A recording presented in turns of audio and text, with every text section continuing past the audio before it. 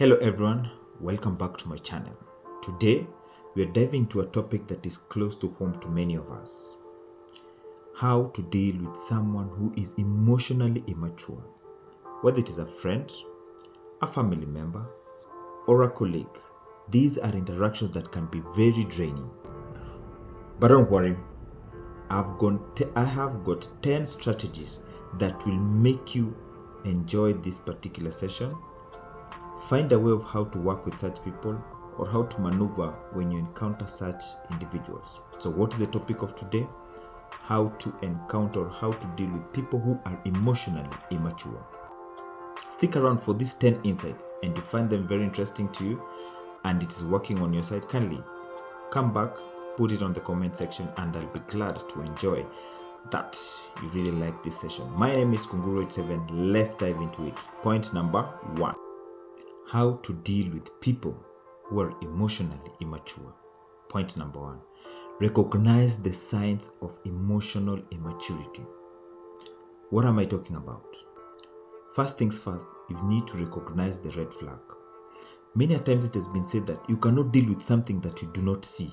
Emotionally immature people often show egocentrism, limited empathy, avoidance of reflection. They might react defensive or feedback. They sometimes twist their words. You must first know who you're dealing with, the kind of person that you're dealing with. You must know how to approach them first. Don't just go guns blazing. First, identify where they show that they are emotionally immature. Once you've already identified it, then we go straight to number 2. Point number 2 is that set clear boundaries. Once you've already identified how these people are acting or why they're reacting the way they're doing, the second point is you must identify the red flags. Draw some line. Once you've drawn some lines, once you've set some boundaries, it will be very clear and crystal to them. For example, you might say, I don't like the way you respond to certain issues. Once you've already said this thing, and you make sure that you don't go guns blazing, by the way, I don't like the way you're talking to me. No, just repeat it. For example, I care about our relationship, so I don't want to discuss this topic. Maybe the kind of things you guys are usually discussing about erupt into a confusion, or usually erupt into some kind of exchange of languages or words or bad words being used. Members of the family, our friends have said there, it is very important. What do you do? Just tell them, I don't like this particular kind of conversation, and I respect you very much, but this conversation, can we just try and avoid it for this particular time? Once you've already set that kind of boundary, the next point, which is point number 3, is regulate your emotions before responding. So first, you identify the kind of person you're dealing with. 2, you've already set a boundary in that particular conversation. Now 3, regulate your emotions before responding. Many times people have been told that you don't have to react to every action. For example, they say that not every action requires a reaction, and not every reaction requires an action. Check on how you want to respond to this particular person. All of us are emotionally hurt. We are all human beings. We are born to react upon certain things that have been said to us or done to us, either physically or emotionally. Pause, breathe, and learn how to respond to such people. Remember, don't match their chaos. Some people come guns blazing, they poke into your nerve, they tell you something so that you get hurt and you react emotionally. Relax, pause, compose yourself. Do not just react.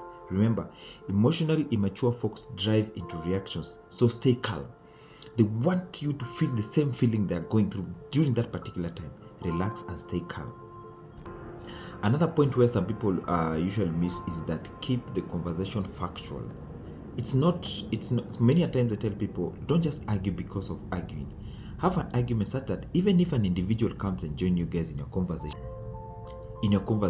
they'll be like, okay, what are you guys arguing about? What are you guys talking about? Acts on facts. For example, you're not sure what really made you guys have this particular conversation, and you are dealing with someone who is emotionally immature. Have some fact. For example, why even arguing? Why even not? Okay, if you're not arguing, why even talking about this thing? It's proper that you have them laid down.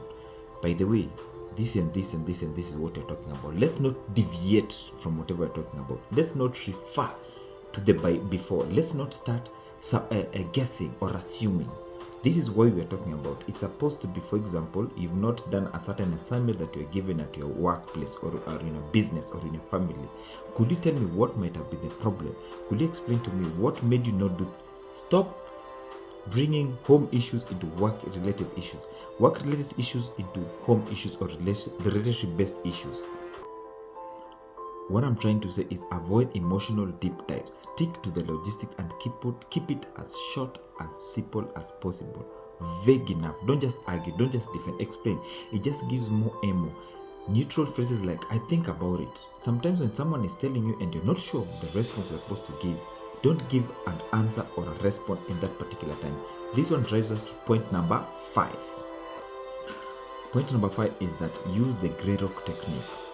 What do I mean by a grey rock technique? A grey rock technique, this is when someone has really pierced into your heart. Someone has really hurt your feelings. Maybe they spoke about your spouses. Maybe they spoke about your kids. Maybe they spoke about your parents. And these people, as I said, they're emotionally immature. What they're trying to do is to make sure that you're really hurt so that you can respond either violently or verbally or even physically. What do? The grey rock technique is you just keep quiet and look at them. Remember, silence speaks a lot of volume. By just keeping quiet alone, there's some sort of language that you portray toward these particular people. Just be silent. Meaning you're trying to digest whatever they've said. They're waiting for you to react.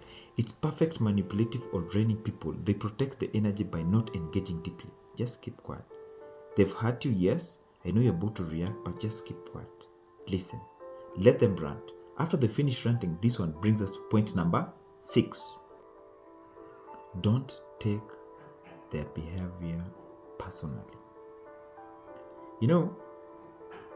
Some people's characteristics or characters or their behaviors, either they are castigated by something, or some of them usually say they were provoked by your doings, or they were provoked by your actions, or they were provoked by your initial words, or they were provoked by what you wore or what they had that you said.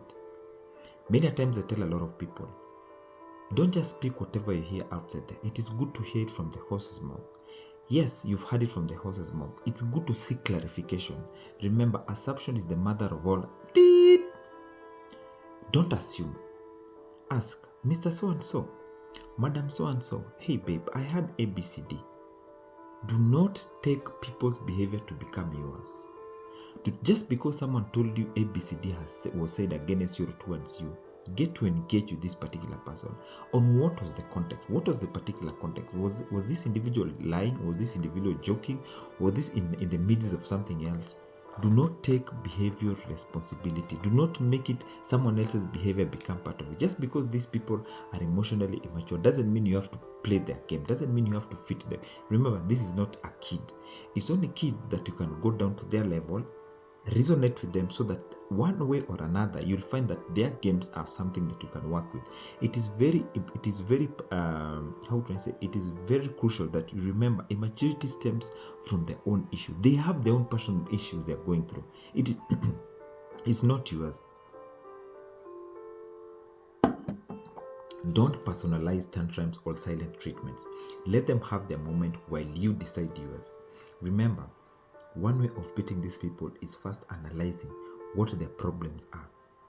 Once you've really noted, you'll get to know this person is usually emotionally immature. You cannot even sit down and reason with them.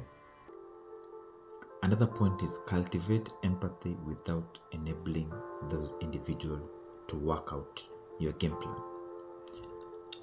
Understanding doesn't mean that it's an excuse. Just because you're understanding, people should not take it as an excuse. Just because you understand they're emotionally mature, it does not give them the leeway to disrespect you in any way whatsoever. Your spouses, your colleagues, your relative. Just because an individual is understanding does not give them the leeway to it does not give them the leeway to some extent take it for granted. You've heard this was it a reggae song that said, baby, don't take my kindness for weakness. Just because I can understand your nonsense, just because I can understand your tantrum, doesn't mean I'm weak. I'm also a human being like you. I shouldn't be taken for granted. When you practice empathy to see their struggles, but don't enable bad behavior, do not let this bad behavior of theirs be something that you're now taking it in. At the end of the day, they'll be having that mentality. At the end of the day, my babes, my kids, my sons, my mom, my dad, my colleague understands my shenanigans, so they can work well with me. Encourage what you call encouraging and generating self-reflection is very possible. For some instance, make sure that at no given time they're doing it to an extent that it annoys you, because someone might be standing somewhere or in a different corner and they look at you having this conversation and they be like, you mean you can entertain such comments from such an individual? If it were me, I would have done ABCD. So don't make these people make their problems become part of your problem. Don't make them understand that you are understanding too much. Now it becomes like a habit. Another point is, point number 8 is that redirect conversations towards positivity. Any day you guys are having a conversation with someone who is emotionally immature, make sure when you're talking, you're aiming. Remember, I told you you've noted them down. You must be working towards something. That conversation you guys are having must be working towards something. So make sure the conversation is towards a positivity. You are going towards solving an issue or a problem that might have arose. It's not like you guys you started from zero and it's just from you're past 100% mark and you guys are not solving anything. End that conversation immediately. Make sure any conversation you're having with this particular individual, you've noted it down. These are the points you're talking about. These are the barriers. These are the boundaries you're keeping, and let's work towards achieving a goal or result.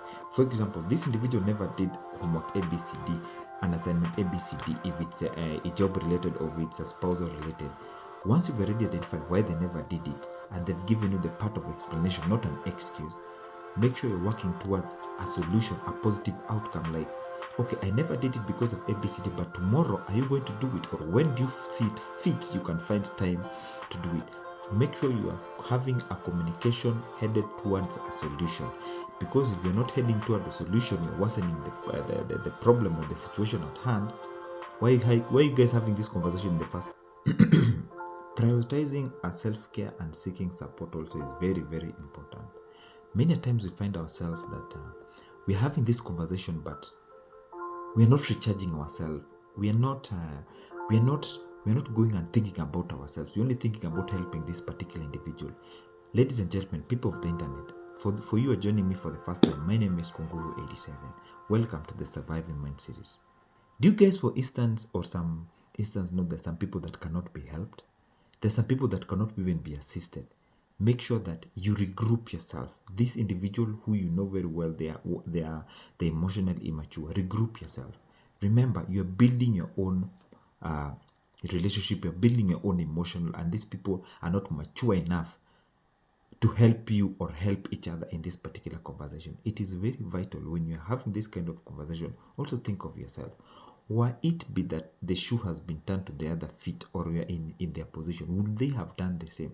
Once you start thinking about this when you're having this conversation, you'll get to know and get to analyze how this particular individual is actually getting this conversation, or this conversation you guys are having. Is it working to a positive side, or is it just worsening the situation or the gap you guys are going through? Support yourself with people or a team that is supportive, so that they can help you discuss or analyze such individuals. How are you going to work with this particular person? Seek for advice outside there. Benchmark with some other families, benchmark with some other colleagues. By the way, how do you deal with such a person so that you can get to understand them? For some extent, you might be misjudging them that they're emotionally mature, only to find out you've not understood how these particular people are. Many times we find ourselves, for those who are employed or for those who are doing business or for those who are having nannies at their homes or your spouses, you do say that, I understand him the way he is. Get to know those people usually around this particular subject or this particular individual. How do you guys work around this particular person? Last but not least, know when to walk away. Ladies and gentlemen, people of the internet, know when to walk away. There are some people who can be rectified. There's some people who can be changed, but there's some individuals who cannot be changed. Remember, change begins at home. Change begins by your own self. If you're taking these particular steps and you're seeing this individual is not trying to change, maybe it's a communication or a conversation you guys have had time and time again, you have an option of walking away, or you have an option of working again, repeating the same process. It is not casted on stone. Some people have said time and again, there's this Kiswahili phrase that says that samaki mkuje kama angali mbichi. For what they're trying to say is that if it's a fish, you can just try to bend it when it is still raw. Once it's already dry, you can't bend it. It's like you cannot teach an old dog new tricks. There's sometimes you should learn how to walk away. What am I trying to say? If it's too toxic, distance yourself from them. Transform or end this particular conversation or relationship. Protect your own self. Remember, relationships are built on trust. Relationships are built on communication. Friendships are built on communication. If you're saying this particular person is too damaged, there are some people call them damaged goods. For lack of a better word, just walk away. Either you'll pick this conversation next time, or you'll completely not pick this conversation. Or some people say, know how to deal with this particular individual. Also learn how to deal with this particular individual. For example, if it's your boss or your senior, try to assume them. That's the way they are. You cannot change them. Maybe the people who find a way of how to maneuver into this particular relationship or how to talk with them, they made it through their own self. So for you, learn how to walk away. So I'll just do a quick recap of these particular points for those who never got them in the first place. Point number 1 is set clear boundaries without guilt. You have to set clear boundaries. Another point is that recognize the sense of emotional insecurity. You have to recognize the red flags in these particular people. Point number 3 is regulate your emotions before responding. Don't go guns blazing responding to these particular individuals. It will be very wrong when you're just going there guns blazing. You're like, I want to correct you, I want to change you. No, it might backfire. Another point is that use the gray rock technique. This is a technique where I told you when they're abusing you, when they're really piercing through your heart or through your skin or through your nerves, learn to keep quiet. Do not respond immediately. Learn to keep quiet. Another point, do not take their behaviors personally. Don't start owning their mistakes. Don't start owning their behaviors to make them become you. I hear these people saying, or a lot of people saying, I started doing this because of you. No. That is very wrong. It's a choice you've made. You have a choice of either working with them or not working with them. So this conversation where people say, I changed it because ABCD changed. It's a choice that you decided you're going to make. Another point is cultivate empathy without enabling them. You have to work with that intention of, we want to assess this particular individual. You have to have some empathy. You have to have some sympathy. You have to have some moral virtue, like we really want to help this individual, and you're not going like to correct them 100%. It's a process. It cannot be done within 1 day or 2 days or 3 days. Another point is redirect your conversation towards a positive outcome. This conversation has to have a positive outcome at the end of the day. You're not just talking for the sake of talking. Even if it will not be today or tomorrow, at the end of the day, there must be an outcome. Last but not least, prioritize self-care and also seek support.